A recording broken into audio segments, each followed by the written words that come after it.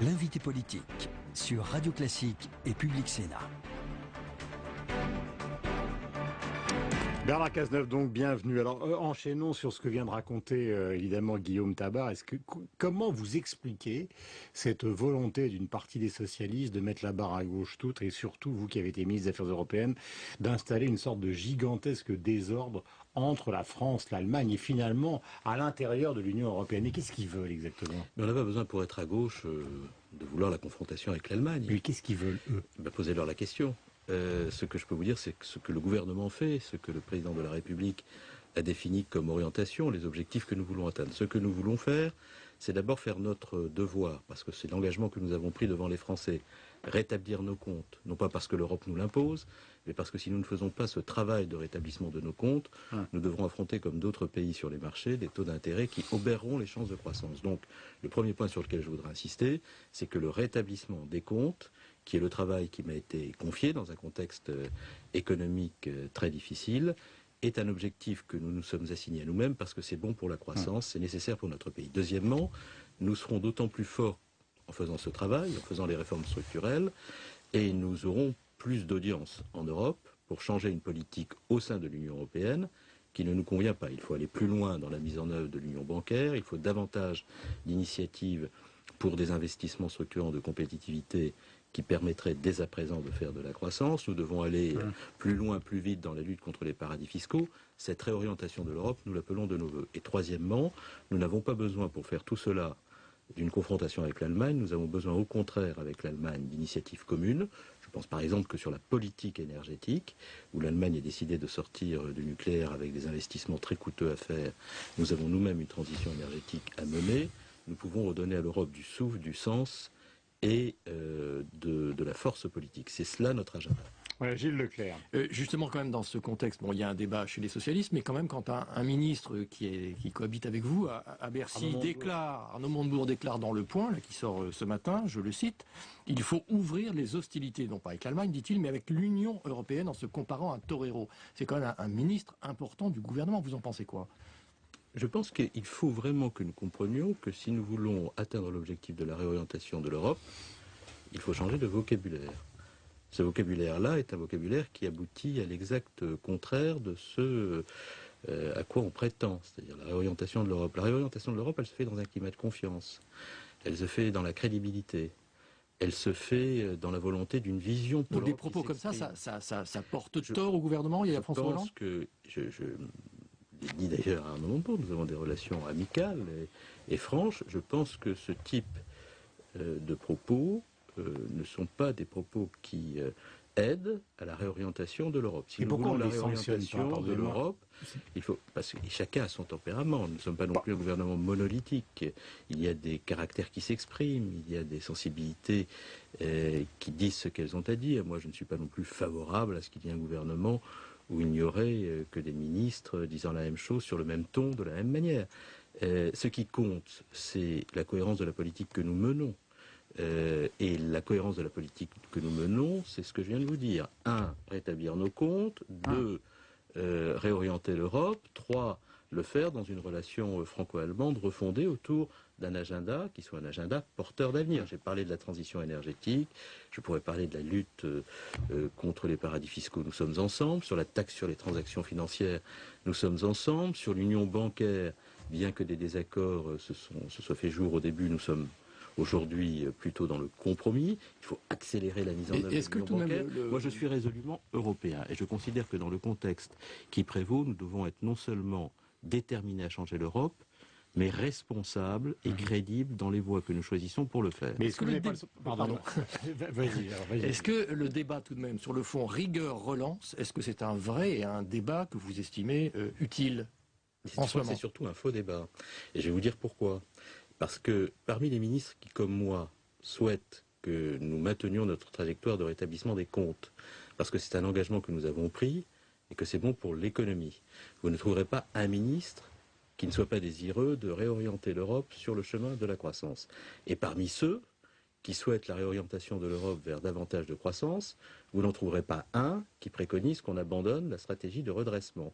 Donc il y a dans tout cela beaucoup de postures, beaucoup parfois de manifestations narcissiques et beaucoup moins de politique qu'on ne le pense. Mais c'est ce qui mine cette première année. C'est notamment ce qui mine la première année de la présidence de François Hollande. Je pense, Monsieur Durand, et je vous le dis de façon extrêmement franche, que lorsque l'on est investi d'une responsabilité ministérielle dans un contexte de crise et de tempête comme celui qui prévaut, il faut qu'on ait chacun à l'esprit, chaque jour, que ce que nous sommes est infiniment moins important que la mission qui nous a été confiée, et qu'il ne serait pas mauvais que nos petites personnes s'effacent parfois devant la mission qui nous a été confiée. Vous avez été en tous les cas, c'est ma déontologie de l'action publique, c'est la manière dont je vis le travail qui est le mien aujourd'hui, et je pense que les Français n'attendent pas des manifestations de narcissisme, ils n'attendent pas des états d'âme, ils attendent des états de service.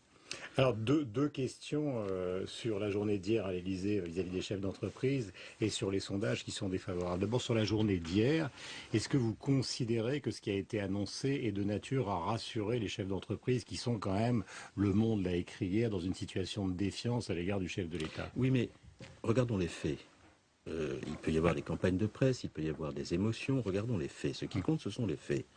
Ce que nous faisons depuis maintenant 10 mois, c'est le rétablissement des comptes de notre pays avec des premiers résultats. Lorsque le déficit structurel diminue d'1,2% en 2012, que nous nous proposons de le faire diminuer de 1,8% en 2013, alors qu'entre 2007 et 2012, il avait augmenté de près de 2 points. Lorsque pour la première fois depuis quasiment les débuts de la Ve République, les dépenses de l'État diminuent de 300 millions d'euros en 2012, et que je suis en train d'élaborer un budget pour 2014 qui conduira les dépenses de l'État à diminuer de 1,5 milliard. Lorsque j'indique que pour 2014, nous voulons équilibrer le budget par les économies et l'ajuster marginalement par l'impôt si c'est nécessaire, en faisant de cette doctrine de l'équilibrage des budgets par les économies, celle qui prévaudra pour les années qui viennent. Vous savez, Bernard, vous savez que les chefs d'entreprise, ce qu'ils vous reprochent, c'est de considérer que justement, pour rééquilibrer ce budget, ce qu'ils vous reprochent depuis le début et depuis l'affaire de 75%, plus les pigeons, c'est que vous allez leur faire, c'est ce qu'ils disent, vous allez leur faire les poches pour rééquilibrer le budget de la France. Je poursuis le raisonnement.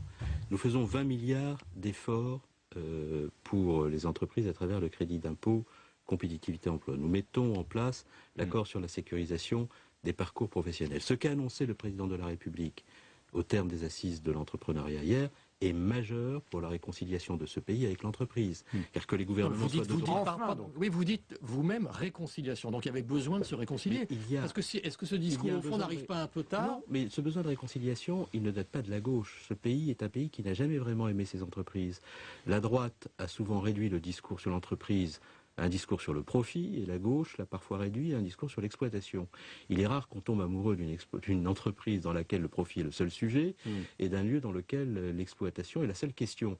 Donc il faut qu'on réhabilite l'entreprise, il faut qu'on réconcilie les Français avec l'entreprise, c'est fondamental. Pourquoi est-ce que l'Allemagne arrive à faire de bons compromis sociaux?